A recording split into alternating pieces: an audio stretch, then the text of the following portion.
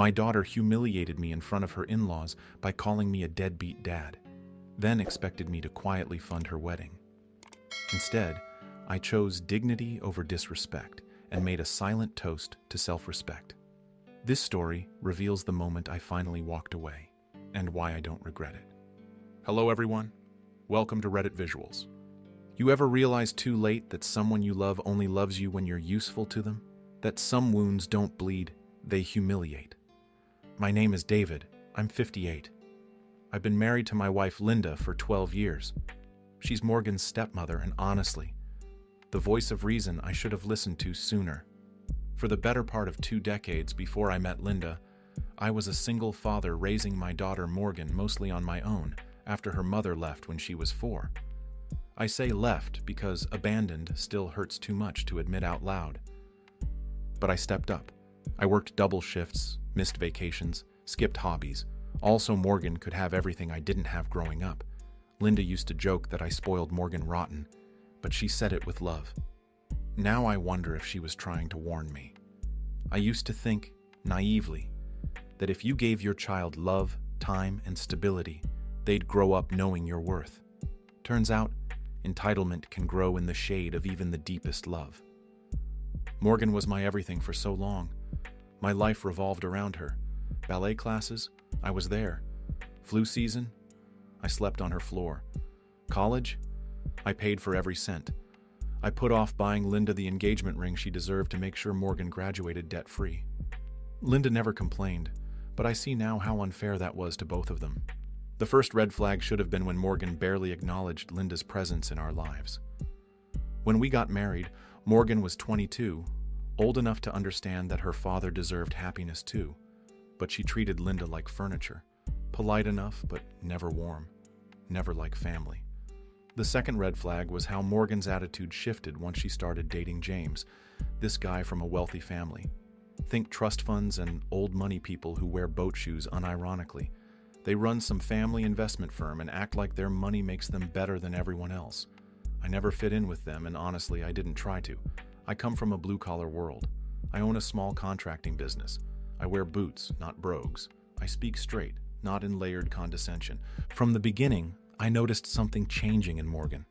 She used to call me for advice, to vent, to ask how Linda was doing.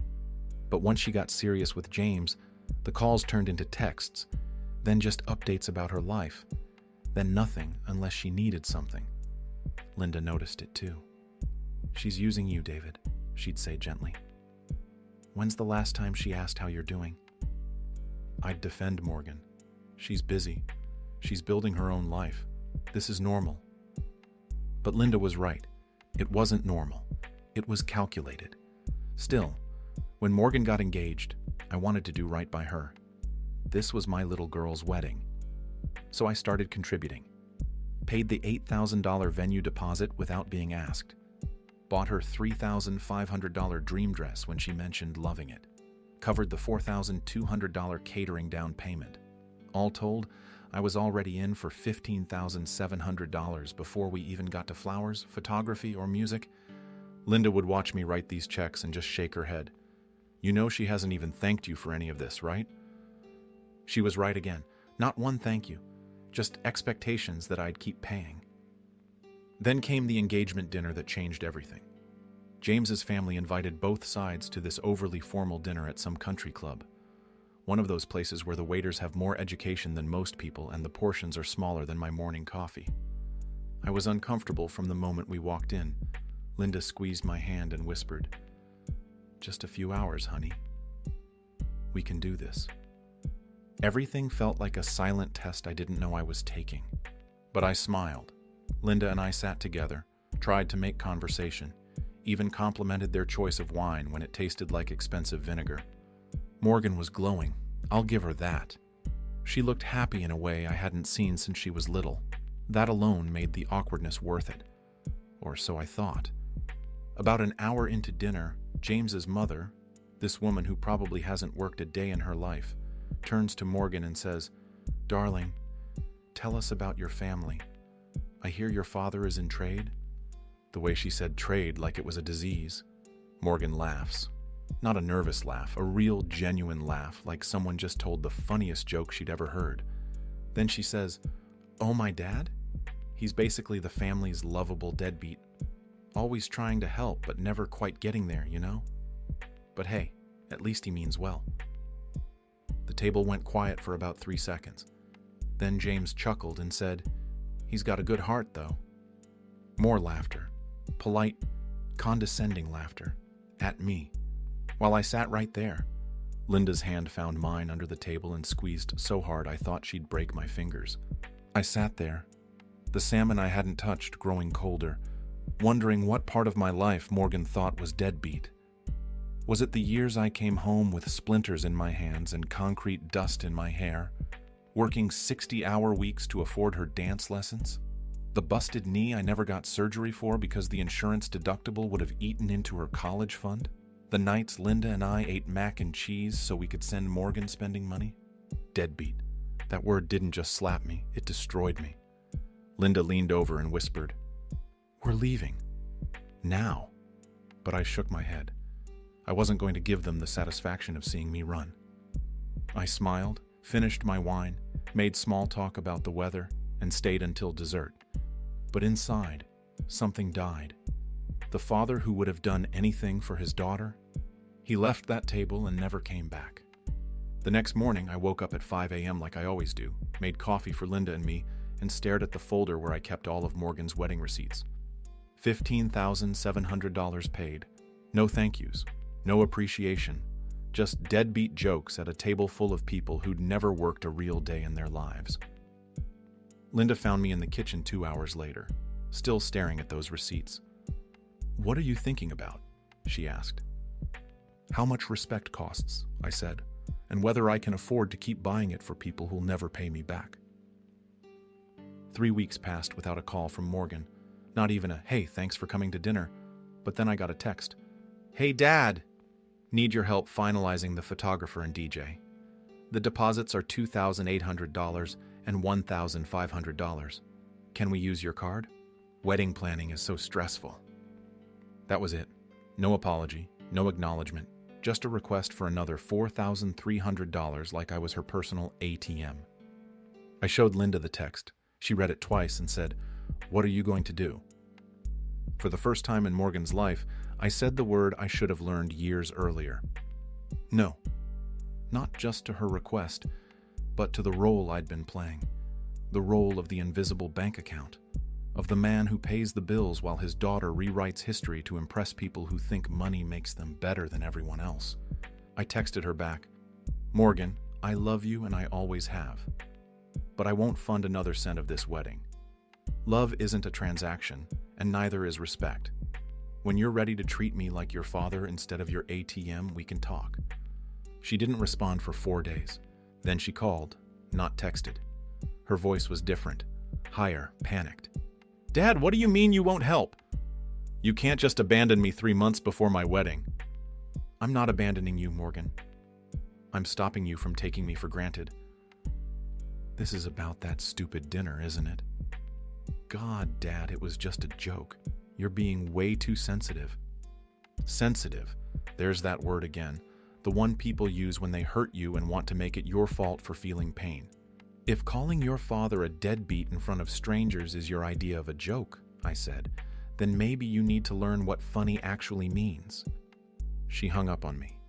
Linda, who had been listening to the whole conversation, put her arms around me and said, "I'm proud of you." That meant more to me than any wedding invitation ever could. 2 weeks later, Morgan tried a different approach. She showed up at our house, unannounced, with tears in her eyes and James by her side. "Dad," she said, "I think we need to talk. Maybe I was out of line at dinner. Maybe. Not, I was wrong, or I'm sorry. Maybe." James stood behind her like a puppet master, nodding along. "Mr. David, we really value your contribution to the family." Contribution, not relationship, not love. Contribution. Linda made coffee, more out of politeness than hospitality. We sat in our living room, the same room where Morgan used to do homework while I helped her with math problems she claimed were impossible. The thing is, Morgan said, dabbing her eyes with a tissue, some vendors won't wait for payment. If we don't get the deposits in soon, we might lose our dates. She wasn't apologizing. She was negotiating. I understand that, I said. But that's between you and James now. I'm sure his family can help. James shifted uncomfortably. Well, actually, my parents think we should be more financially independent. Translation? They didn't want to pay either, but they were fine with letting me do it. Then be independent, Linda said quietly. It was the first time she'd spoken since they arrived. Take out loans, get second jobs, do what every other young couple does. Morgan looked at Linda like she'd suggested robbing a bank.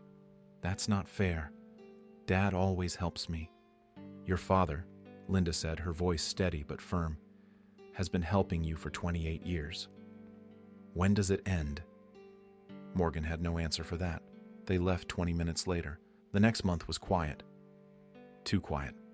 But Linda and I started doing things we hadn't done in years. We took weekend trips.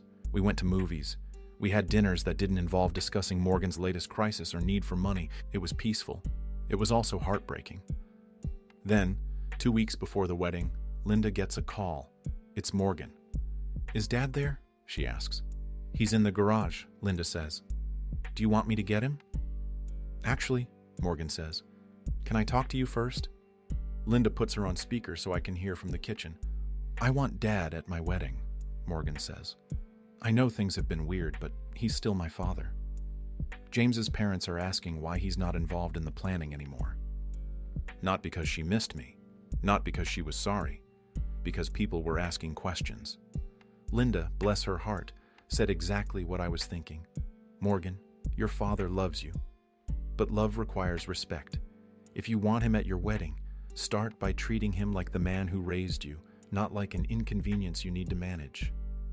Can you just ask him to call me? Morgan said. You can ask him yourself, Linda replied. You have his number. Morgan never called. The wedding was on a Saturday in June. Linda and I went fishing instead. We drove to this little lake about an hour from home, packed sandwiches and beer, and spent the day catching nothing but feeling everything. Around what I figured was ceremony time, Linda raised her beer and said, Here's to the man who taught his daughter everything about love, even if she forgot the lessons. We clinked bottles and watched the sun set over the water. I heard later that the wedding went fine. No disasters, no drama.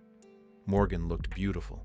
James looked nervous, and his parents looked satisfied that they'd successfully kept the blue-collar element to a minimum. About a month after the wedding, Morgan showed up at our house again. This time, she came alone. She knocked on the door like she wasn't sure she was welcome. When I opened it, she looked smaller somehow, younger. Can we talk? She asked. Of course, I said, because despite everything, she's still my daughter. We sat in the kitchen where I'd made her breakfast every school morning for 14 years. Linda joined us not because she was invited, but because she's my wife and partners stick together. Morgan cried. Real tears this time, not the calculated ones from before. I was wrong, she said, at the dinner. And after. I was wrong, and I'm sorry. I waited for the but. There's always a but with apologies like this. I don't have any excuse, she continued. I wanted to impress James's family so badly that I threw you under the bus, and when you called me out, I got defensive instead of listening. Still waiting for the but. It never came. I missed you at my wedding, she said. James kept asking where you were, and I had to keep making excuses. His parents asked why my father wasn't walking me down the aisle, and I had to lie and say you were sick. Why did you lie? Linda asked gently. Morgan looked at her hands. Because the truth made me look like a terrible person. And what's the truth? I asked. That I hurt the best father in the world because I was embarrassed of where I came from. That I treated you like you were beneath me when you're the reason I had anything to be proud of in the first place. She looked up at me, and for the first time in months, I saw my little girl again. I know I don't deserve forgiveness, she said, but I want to earn it. However long that takes. I looked at Linda, who nodded slightly. Morgan, I said, Forgiveness isn't something you earn. It's something I give because I choose to, and I forgive you." She cried harder. "But," I continued, "forgiveness doesn't mean forgetting, and it doesn't mean going back to how things were. If you want a relationship with me, with us, it has to be built on respect, not just when it's convenient, but always." She nodded. "I understand." "Do you?" Linda asked. "Because respect means not being ashamed of your father when it might impress people. It means saying thank you when someone helps you. It means treating people like family, not like resources." Morgan looked at Linda, really looked at her for the first time in years. "I owe you an apology too," she said. "I never welcomed you into our family. I never treated you like you belonged. But you've been more of a parent to me in the last hour than I've been a daughter in the last year." Linda reached across the table and took Morgan's hand. "We all make mistakes, honey. The question is, what we do next." That was 6 months ago. Morgan and I talk now, not every day, but regularly. She asks about Linda, about my business, about my health. She tells us about married life, about her job, about the things that matter to her. She's never asked for money since. Last month, she and James came over for dinner. James seemed different too, less entitled, more genuine. He asked about my work, complimented Linda's cooking, and helped with the dishes without being asked. Before they left, Morgan hugged me tight and whispered, "Thank you for not giving up on me, even when I gave up on you." I hugged her back and said, "That's what fathers do." But here's what I learned from all of this. There's a difference between supporting your children and enabling them. There's a difference between love and being useful. And there's a difference between family loyalty and self-respect. I spent years confusing those things. I thought being a good father meant saying yes to everything, paying for everything, accepting anything. But good fathers also teach boundaries. They model self-respect. They show their children that love doesn't mean becoming a doormat. Morgan needed to learn that actions have consequences, even with family, especially with family. The people who love you most are the ones who should treat you best, not worst. Was I wrong to walk away from my daughter's wedding? Some people think so. They say family forgives everything, overlooks everything, pays for everything. But I think family means holding each other accountable. Family means honest conversations, even when they hurt. Family means not laughing at the people who love you just to impress strangers. I don't regret missing that wedding, but I'm grateful I didn't miss the chance to rebuild our relationship on better ground. Linda was right all along. She usually is. So there you have it, folks. Sometimes the most loving thing you can do is refuse to be treated like you don't matter, even by your own children, especially by your own children. What would you have done? Let me know in the comments below. And if this story resonated with you, please hit that like button and subscribe to Reddit Visuals. We're building a community here where respect goes both ways and family means accountability, not just biology. Thanks for watching. I'll see you in the next one.